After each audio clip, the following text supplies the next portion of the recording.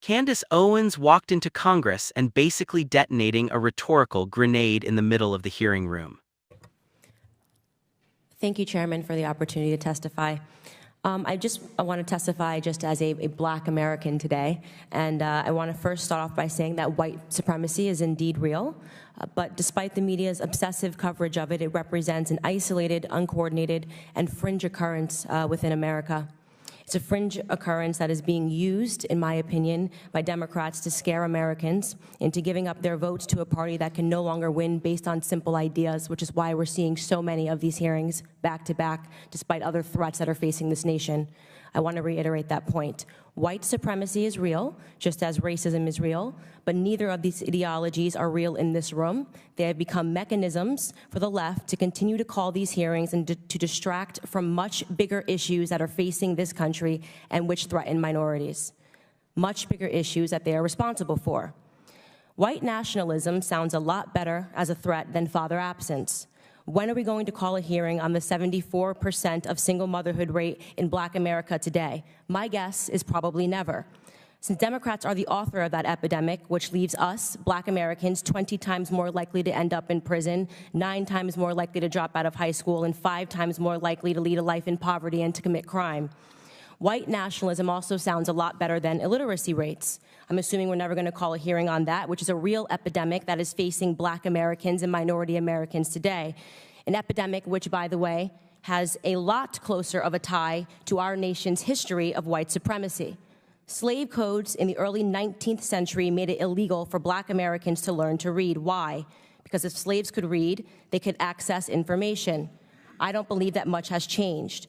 On the most recent National Assessment of Educational Progress, just 17% of Black students scored proficient in reading at a 12th grade level.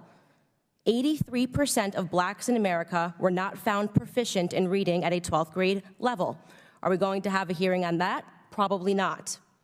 White nationalism also sounds a lot better than abortion as a threat, which has resulted in the slaughter of 18 million Black Americans since 1973 and points to a bigger crisis, which is the fact that the Black population growth has stagnated in this country. The crisis that in major cities like in New York, we have more Black babies that are being aborted than born alive. If we're talking about preserving lives and we're talking about white supremacy, we should probably have a conversation about that. But today, in this room, we're going to see Democrats try to connect the dots to white supremacy and the internet. So the question is why? So that people who have absolutely nothing to do with propagating white supremacy are censored, silenced, and controlled. What they are actually after is our permission to censor and silence and control any dissenting voices that go against the mainstream narrative that they wish to propagate. To give a glimpse into just how absurd and expansive the definition of white supremacy has become, I offer to the committee that I have been libeled and smeared by Democrat media cohorts as someone who supports white supremacy. You need but look at me to determine that that just isn't true. Why? Because I routinely say, Black people don't have to be Democrats. I am now considered somebody that is radicalizing people on the internet. What a radical idea. Black people waking up to the abuses and the Democrat Party, which has been instigated upon Black America over the last 60 years.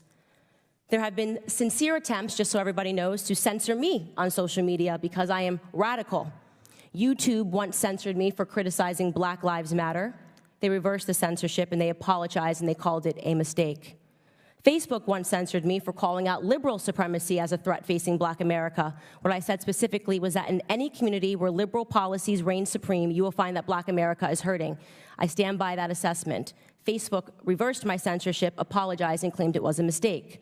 Of course, I'm fortunate that I have a big enough platform that when I get branded something extreme, I can reverse it, but the majority of Americans don't have that platform. The majority of Americans with dissenting opinions are silenced forever. Many words which have once held very serious meanings have come to take on a different definition over the last couple of years, as Democrats have desperately tried to grapple with the fact that they are no longer able to manipulate Americans with broad claims and broad strokes of racism, sexism, misogyny, and the like. Words like racism, which today most nearly means anything or anyone that disagrees with a liberal, and terms like white nationalism, which today and in this room and upon this floor most nearly means that it's election time, America. It's time for the left to do what they do best: divide, distract, and hope to keep their most important voting bloc to their party, which is Black Americans, angry and emotional and reactive enough to keep voting for the same party that has systematically destroyed our families, sent our men to prison, and deferred all of our dreams. I would close out by telling you that this is not going to work. America, and more importantly, Black America, is waking up to the ploy. The bad acting, the faux concern, these hearings, it's not going to stop Black America from breaking the chains of victimhood, and it's certainly not going to stop me from being one of the loudest voices against it. Thank you. Oh, thank you so much for your testimony. Dr. Ballou, let me start with you. I'm going to recognize myself for 5 minutes. In your prepared testimony, you stated that the perpetrators of white supremacist violence in a lot of the recent episodes are often portrayed as bad apples or mentally ill or so on. And this gets us to a very difficult problem.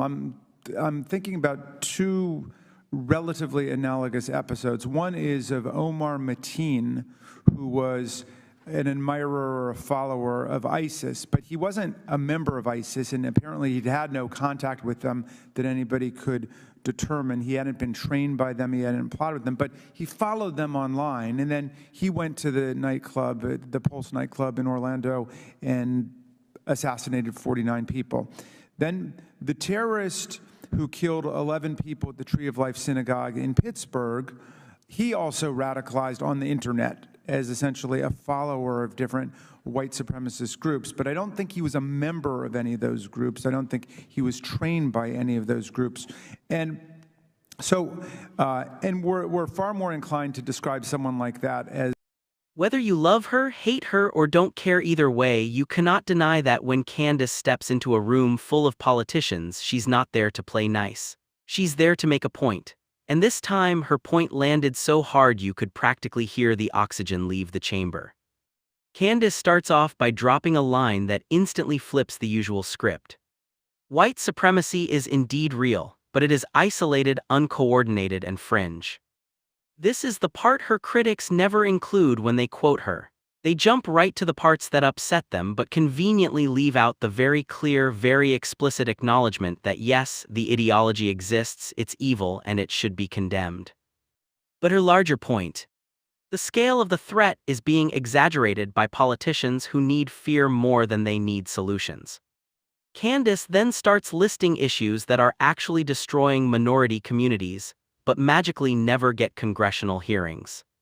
Fatherlessness, illiteracy, inner-city collapse, abortion rates in Black communities. She doesn't just mention them, she brings receipts.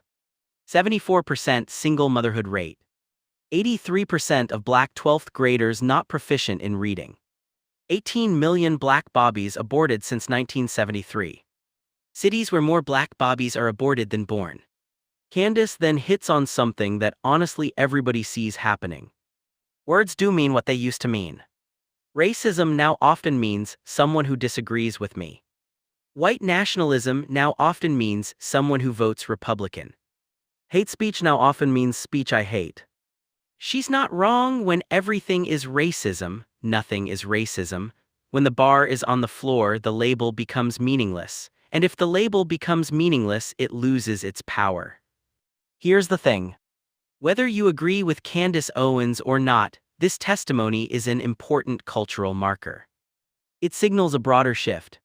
People are tired of exaggerated threats used as political weapons.